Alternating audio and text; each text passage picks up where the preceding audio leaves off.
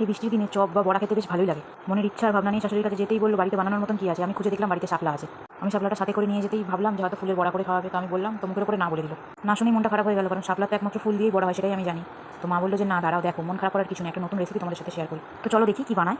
তো প্রথমেই দেখলাম শাপলার ছালগুলো ছাড়িয়ে নিল, তারপরে ছোটো ছোটো করে কটা কাঠি ভেঙে নিল। আমি তো কাঠিগুলো দেখে অবাক যে কাঠি দিয়ে আবার কী করবে, কাঠির বড়া করবে নাকি। তারপরে দেখি যে না, ছোটো ছোটো করে শাপলাগুলো যে কেটে নিয়েছিল সেগুলোকে কাঠির মধ্যে সুন্দর করে একের পর এক ঢুকিয়ে নিল। কাঠির মধ্যে শাপলাগুলোকে ঢোকাতেই আমি বারবার করে একটি প্রশ্ন করছি, মা এটা কেন করছো, কাঠির মধ্যে কেন শাপলাগুলোকে ঢোকাচ্ছো? বলে দাঁড়াও না, এত কথা বলো না, দেখো না কী করি। এই কথা বলেই আমাকে চুপ করিয়ে দিল। আমি আর প্রশ্ন না করে জিনিসটা দেখতে থাকলাম যে কী করছে। তারপরেই দেখি একের পর এক কাঠিগুলোর মধ্যে ছোটো ছোটো করে কেটে রাখা শাপলাগুলোকে ভরে নিল।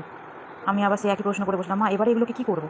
তখন বললো যাও গিয়ে বেসনটাকে কালো জিরে হলুদ নুন আর জল দিয়ে ভালো করে ফেটিয়ে গুলে নাও, তারপরে আমি বলছি তুমি কী করবে। পরে কোনো প্রশ্ন না করে নিজেই বুঝে গেছি যে কী করতে হবে, তাই জন্য কাটানো বেসনের মধ্যে শাপলাগুলো দিয়ে ছাকা তেলে ভালো করে ভেজে নিলাম। সত্যি খেতে খুব ভালো হয়েছিল আর খুব মুচমুচে হয়েছিল। রেসিপিটা কেমন লাগলো অবশ্যই কমেন্টে জানাবে, তোমরা একবার ট্রাই করে দেখবে। ভালো লাগলে অবশ্যই একটা কমেন্ট লাইক আর একটা শেয়ার করে দিও, আর অবশ্যই সাবস্ক্রাইব করতে ভুলো না কিন্তু।